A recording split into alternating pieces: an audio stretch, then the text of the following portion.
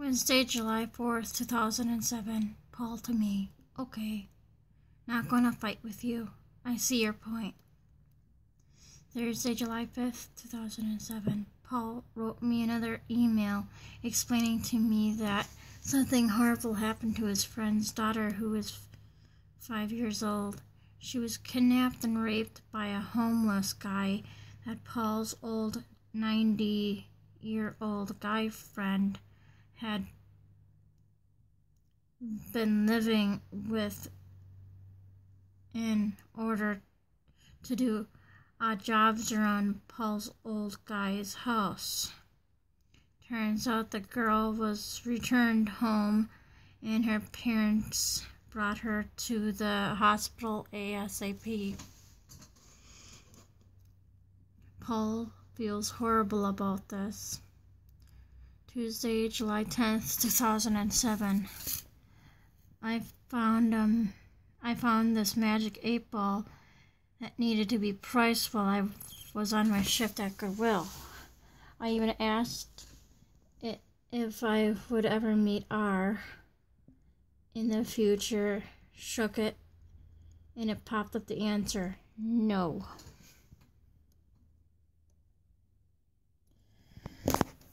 After seeing that answer from the magic 8-ball, I got nervous wondering if it was really true or false. Does people really believe in things like the magic 8-ball? Sunday, August 19th, 2007. Paul says he'll be visiting me in December the latest. I'll believe that when I see it, is what I thought.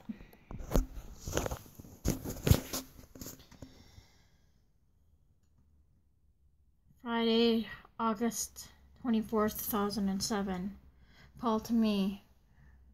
Are you sorry you ever answered my email to you? Me to Paul. What email? I couldn't remember what email he was referring to. Remember, I got a lot of emails on YouTube.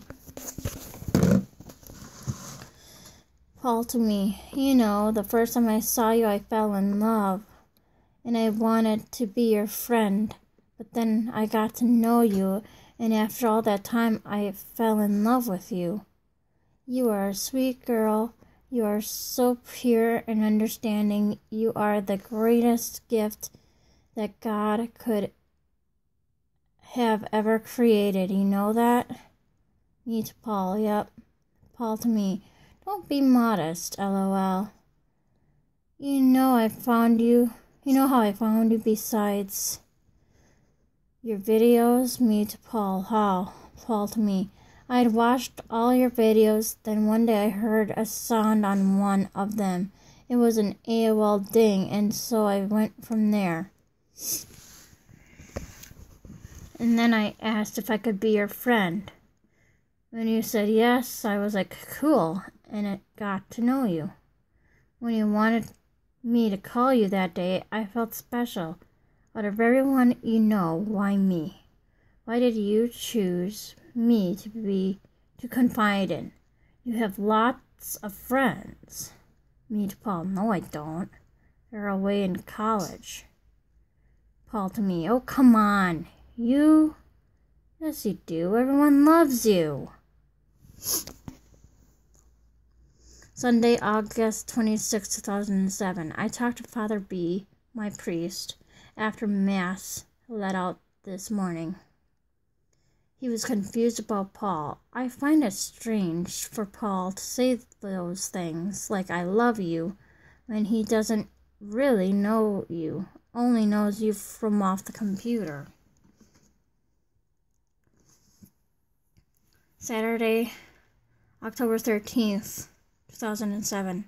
Had another day with prank calls. Nora, I'm calling from the Lazy Eye Clinic. I hung up on the caller. The second one was where they were pretending they were Victor Newman from Young and the Restless. pizza was delivered at my house too, and we never ordered any. They were about to throw it away, but since Mom and Dad didn't want it to go to waste, I decided to eat it. The pizza was only pepperoni, and the restaurant will call us to confirm with us if we ordered any next time. Friday, October 26, 2007. R calls me at noon and talked to me a good 45 minutes. She said she loves me to pieces and since she thinks of me as a sister. She says she loves me to pieces and she thinks of me as a little sister. Sorry. Thursday, November 15th, 2007. Paul and I talked on the phone at 10 p.m. until 2:40 a.m. We just talked about our childhood, our families, and people we came across in life. He also thought that next Thanksgiving he could visit me.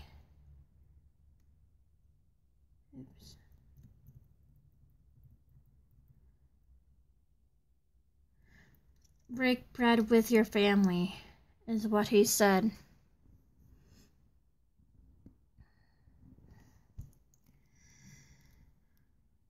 You would think by reading about Paul that he kept standing me up, turned on me online, and decided not to be friends with me anymore, but that's not the case. Turns out on Saturday, November 24th, 2007, the event everyone on YouTube uploaded under my Norna 2007 channel was waiting for happened.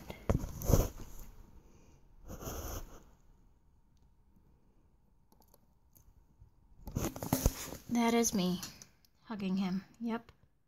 He came to visit. He got lost finding my house, driving around downtown by my mall, but he eventually found it. Right when he drove up to my door, I ran out of my house, wrapping him up in a big, big hug. You don't think I would have made it, would you? I wouldn't do that to you, is what he says while I hugged him. Mom was home at the time of Paul's visit. He sat and talked with her, and he also gave me gifts, small pins and a ring. It was a friendship ring, by the way. I still have it, but don't wear it anymore, since my skin had some kind of irritation with it. I had worn it for 6 years until my skin started peeling around the ring. I also shown him Patches, who was hiding under my bed. Oh, she's like, he's got me cornered, he says. Paul says, I mean. Since he got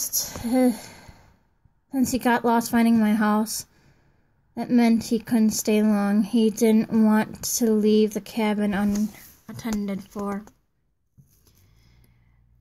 We continued talking during the years, but in 2008, since Mom says that she didn't like the looks of him, I decided to him that he shouldn't move to my town. Mom kept telling me that to her when she saw him in our house, he appeared to have psychiatrical problems. I didn't believe her because the times he and I have been talking, he was just normal like I am. It is those that leave me those horrible, terrible comments on YouTube, live video, and MySpace that has psychiatrical problems. No person would ever say something like, call Lorna and her mom, ask for a threesome. That's not all they said. They said things like, Norna has saggy granny titties, Norna's mom looks like a tranny, which means transvestite. Norna's vagina smells. Norna is an ugly, lazy-eyed retard. The only thing that confused me about him wanting to move to my town was the fact of his children. How would he have them visit him if it's a long drive there and back? Plus, would his wife let him take the children to my town to visit their dad? Probably not. This is why I called him up to share this thought with him. He wasn't mad, but understood. Eventually, I forget when this was, his stepdaughter with bone cancer died. He went to her funeral, passed on my message to her father on how sorry I was, and told them their family was in my prayers. I kept thinking of Paul during the years. I had met a few friends.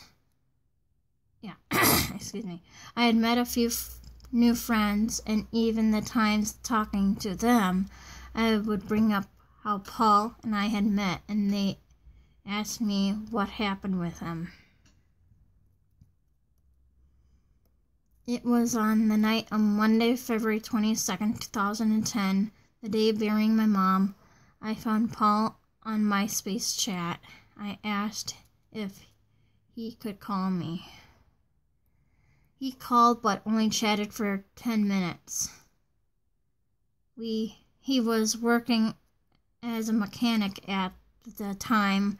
I had texted him in the chat on MySpace. I got out how Mom died, and he was sorry to hear that. I remember him telling me he would try to call me back. Waiting for days or about a week, I wrote on his MySpace wall something around the lines of, "Hey, call me already, LOL." Again, he never responded.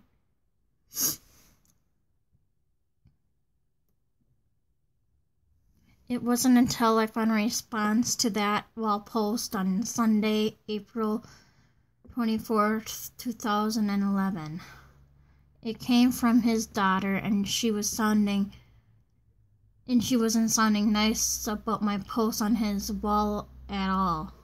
In fact, she sounded more rude, like how A was rude on her MySpace message to me those years ago. I forget what she all said, but it went something around the lines of, "This is his daughter. I want you to leave us alone. He's not here anymore. He died." Shocked by reading this, I messaged one of my YouTube friends, Mariah, about this, and she was confused by this. "Really? How did you find out?" is what she asked me, because all I told her was Paul died. After telling her, she went to her MySpace account and messaged his daughter. A few minutes later, she wrote me this response. Really, I can't talk. Got this from his daughter. "My father's name was Paul. He was only 42 years old and died of liver failure, and we miss him very much. His death was very sudden and unexpected. He died Tuesday, August 17th, 2010. My mom is heartbroken, and we're having a hard time coping. Thanks for your condolences." Just a few days after that, I had to attend a meeting with my job counselor. I was in a hurry for the bus, running late, talking to myself, "I better get to the bus on time, don't want to be late." Out of nowhere, a voice said, "Yeah, you better." I'm not joking when I say this, but that was him. That was Paul saying that like he was right next to me. I didn't look around my room wondering where the voice came from. In fact, I thought that it was my imagination. Looking back to that event, I remember it very clearly, and to how looking back to that event, I remember it very clearly to know that it was him that said that. I think I had a few dreams of him during the time I didn't know about his death. I was trying to contact him through emails or instant chat messages, but couldn't get through to him in the dreams. Was it him trying to reach out to me, trying to tell me that he died? Since Mom is now gone, I bet she still doesn't want me talking to him. I hope that she will look in her heart and let me be friends with him. He's not going to hurt me for crying out loud. What is she going to do when I get up to heaven when I am older? Kick me in my butt because I still want to be his friends with him? Give me a break. Paul and I never did care about our age differences. So what if he was older than me? Because I have older friends that are in their 40s or their 50s. I know them from church, and some I know online. What is so wrong about being friends with them? Just like how everyone thought being friends with Paul was wrong. Paul also joked around about pretending to be jealous about me loving my stuffed donkey doll Eeyore. He once said a few times on chat that he wanted to give Eeyore a pounding. I had always say back, he'll be black and blue, then more sadder, so please don't. We always laughed at that joke. Yes, I feel sad for his family, all his children who will be missing him over the years. I hope Paul is now happy with his stepdaughter. The end of chapter 1.